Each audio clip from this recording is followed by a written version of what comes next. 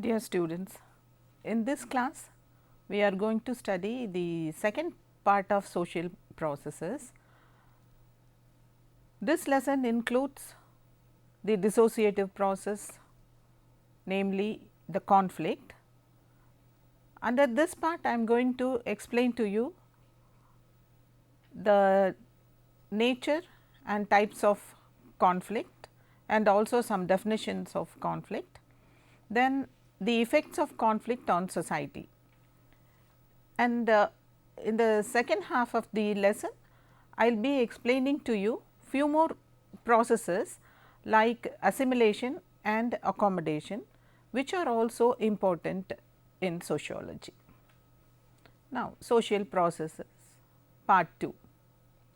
Social processes can be explained under two headings. One is associative process and the other one is dissociative process. Under associative processes, we include cooperation and competition. The other one is dissociative processes. Under dissociative process, another universal process, namely conflict, should also be studied. Conflict. Conflicts arise when individuals and groups do not share the same values and also when the resources are limited. Conflict is a form of interaction in which the individuals or groups involved focus on one another more than to achieve the goal. They aim to eliminate the opponent. Therefore, in conflict, one person gains at the expense of the another person. Unlike competition, violence is found in conflicts. I will present to you some definitions of conflict. A.W. Green states that conflict is the deliberate attempt to oppose, resist or coerce the will of another or others.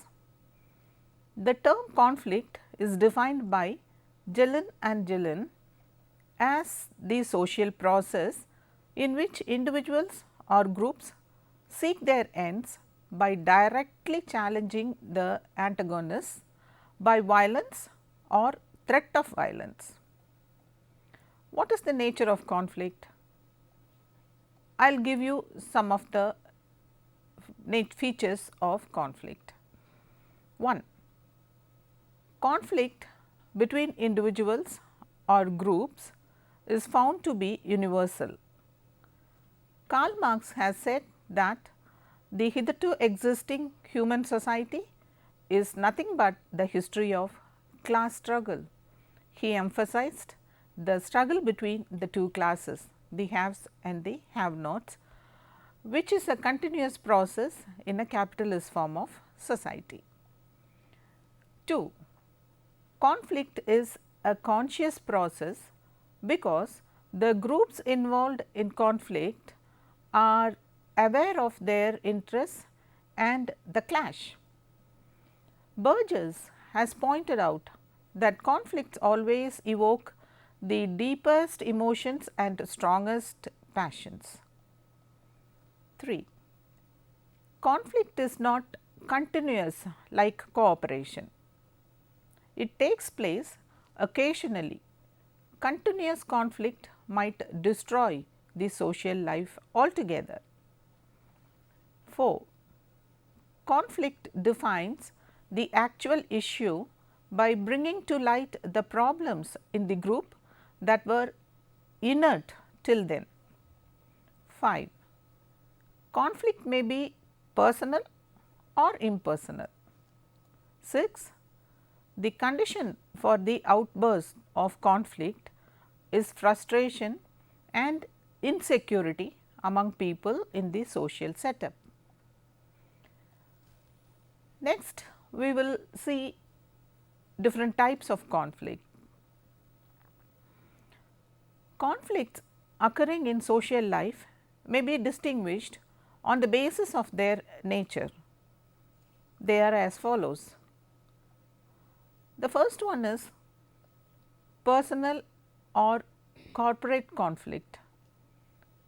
Personal conflicts take place between individuals within the group for just personal causes. It might lead to a group conflict of small level sometimes. For instance, quarrel between neighbors on cleaning the garbage in the street is personal, but if it leads to gathering of all the members in the vicinity into two groups and prevails for a long time, then it takes a different shape. Corporate conflict occurs between bigger groups like races, ethnic groups, religious groups or labor management issues. One group imposes its will on another that might result in upheavals. The second type is latent or overt conflict. Overt conflicts take place between individuals, groups or nations openly for a cause. The dealings, fightings and exchange of damaging actions are seen overt. An example for this is any war between nations or communities exposing hatred and physical attacks. The latent conflicts on the other hand are not open as the overt conflicts. In latent conflict, the action is not initiated openly, but the feeling of hatred prevails in the minds of the people. There is hatred and animosity, but it is hoarded in the minds of the people or very subtly expressed. The example may be the subtle conflict between the individuals in the same profession due to professional jealousy. Third one is caste conflict and racial conflicts.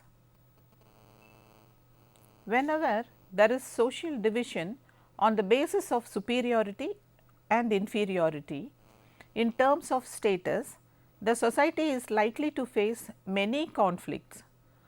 This kind of conflict exists in India, where the stratification is based on caste system. In the case of race, the color is always referred to be an indication of superiority. The white race and black race are always sensitive to complexion that ends up in conflicts. Fourth one, class conflict. Open stratification like class system foster competitive spirit in the minds of the people, because the opportunities to achieve higher positions are greater. Therefore, there is mutual hostility between strata. At certain point of time, the rich and the poor develop hatred with each other. The deprivation and exploitation felt by the poor result in conflicts. 5. Group conflict. Conflicts between two small groups is called as group conflict. These conflicts develop due to differences in ideology or interests or suppression. For example, political conflict, religious conflict and such conflict between bigger groups. The exchange of abusive words or physical attack by group of college students for a petty reason is a kind of group conflict. 6. International conflicts. Conflict between two nations is referred to as international conflict. The causes of international conflict may be economic, territorial or even political ideology. There is a constant disturbance with China in the border area of India regarding the border issues between the two nations. The Afghan war and Iran-Iraq wars are due to economic and ideological differences. Apart from these types, there is one more classification given by George Simmel. It is war, feud strife, litigation and conflict of impersonal ideals. Next, I will explain to you the effects of conflicts on society. Societies require certain level of conflicts also for its formation and growth. For harmony of society or to bring a balance in the social life and to uplift deprived sections, conflicts are essential. Hence, conflicts have both positive and negative effects. First, we will see the negative effects of conflicts on society. 1. Conflicts disrupt the unit in the social life. 2. Conflicts lower the morale of the people and weakens the solidarity of people. 3. Conflicts in the form of war or riot are really expensive and bankrupt the society. 4. Conflicts create chaos and disorder in societies. 5. It causes damage to properties and life. Although conflicts have very bad negative effects, there are some positive effects of conflicts, and therefore, conflict is essential for the society to survive. I will explain those positive effects now. 1. External conflict between groups increases the international stability of each group. 2. The injustice done to one group gets rectified by internal conflicts. Accumulated discontents are brought out and justice is given to the weaker group. 3. Personal conflicts help the disadvantaged individuals to struggle and rise to a higher level by fighting with the suppressing groups. These are the positive points one should remember regarding conflict.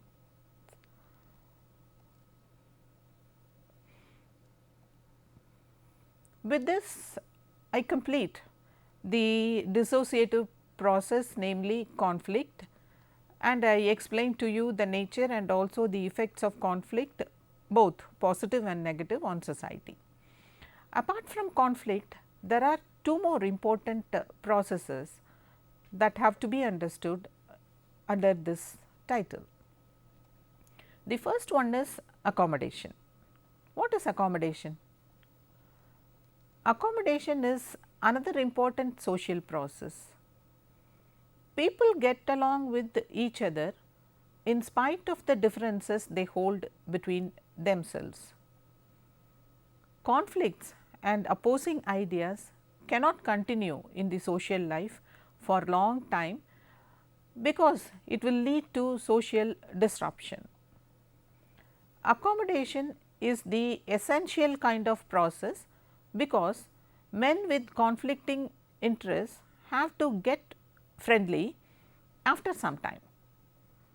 Societies survive because of accommodation. We will see some definitions of accommodation now.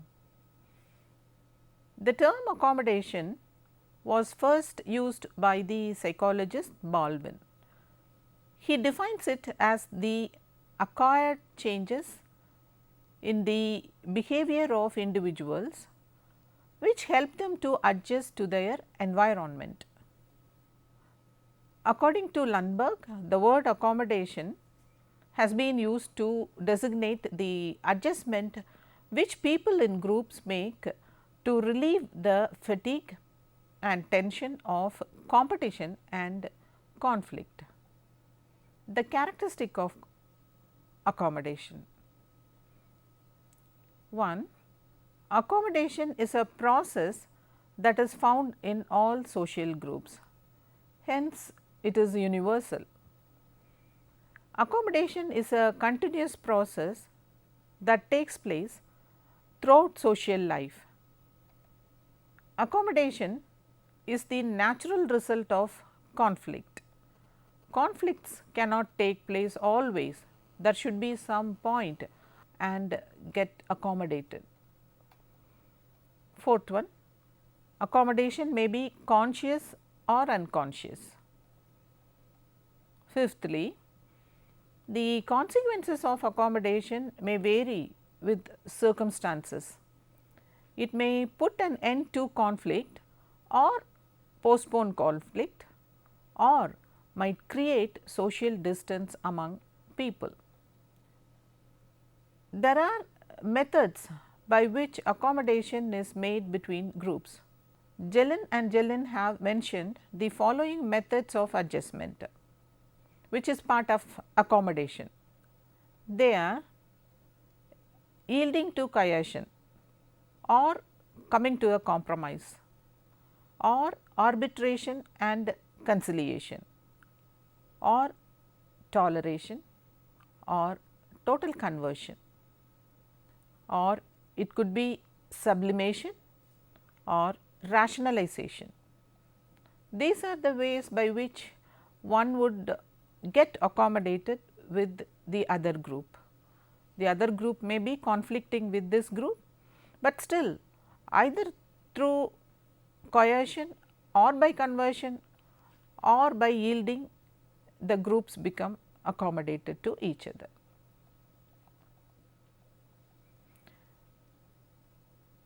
Like accommodation, we have one more process which we call as assimilation. What is assimilation? Assimilation is another type of social adjustment like accommodation, but assimilation is more permanent than accommodation because it needs more fundamental changes than accommodation.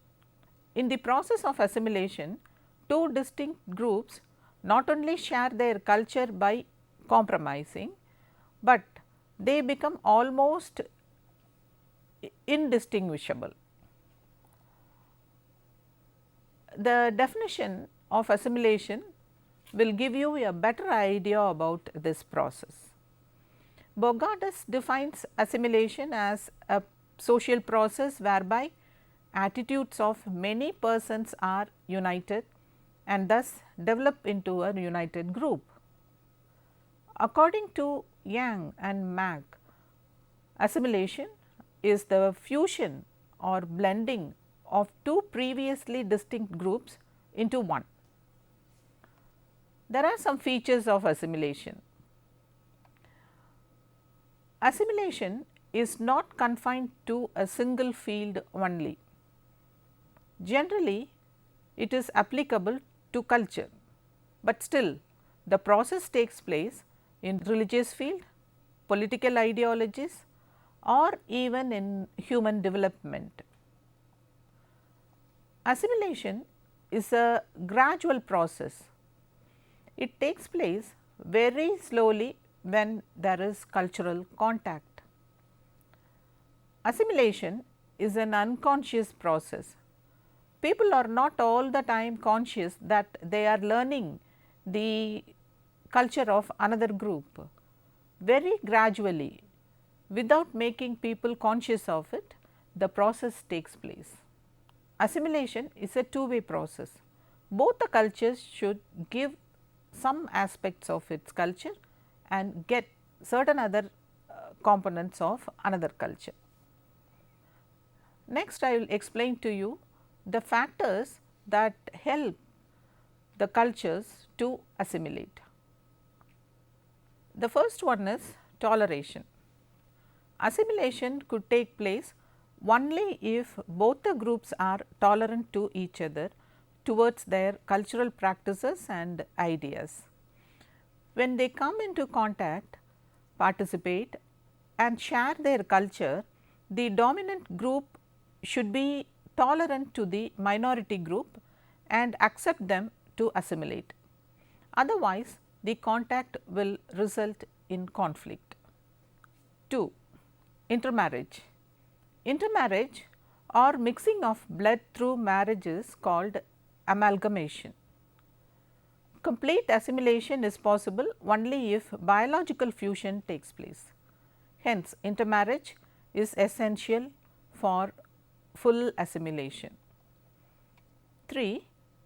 Intimate social relationship. The members of both the groups should develop an intimate relationship by accepting each other. This closeness only will facilitate assimilation. 4. Cultural similarity. Another important condition favoring assimilation is similarity of the two cultural groups, at least to certain extent. Totally contrasting cultures will not get assimilated easily. We expect certain level of similarity between the culture, then only the assimilation could take place. Fifthly, education.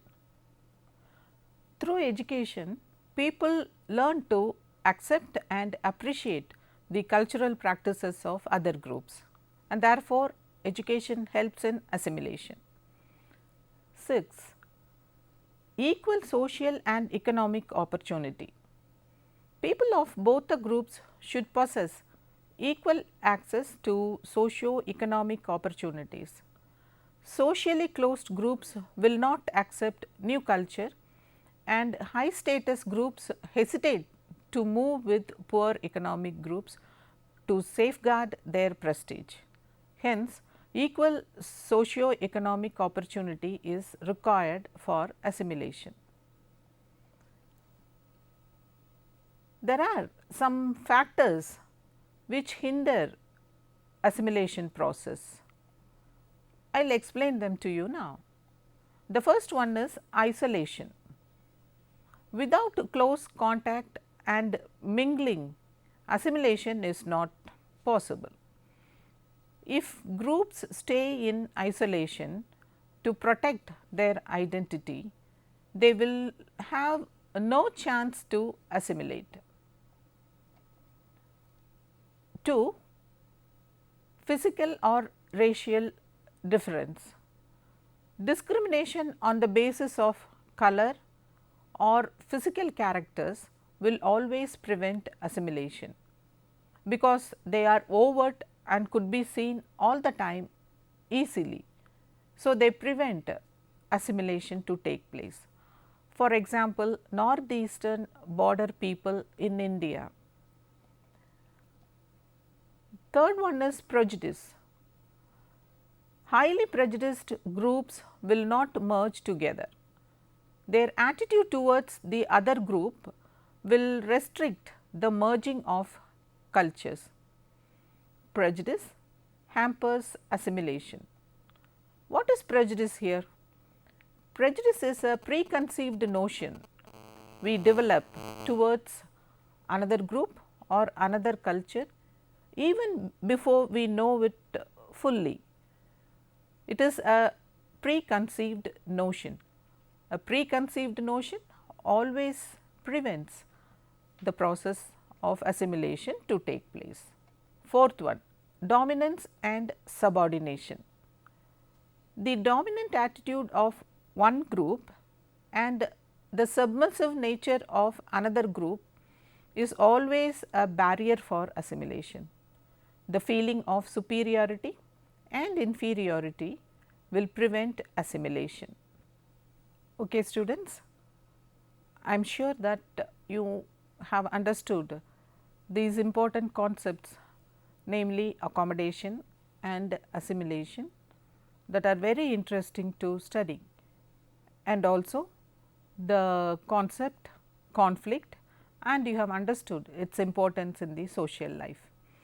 To sum up, I would say that in this class I explained to you the term conflict, I gave you definition, types and effects of conflict on society. Then I elaborated the two more concepts, namely accommodation and assimilation. To check your understanding, I would like to pose 3 questions to you. Question number 1.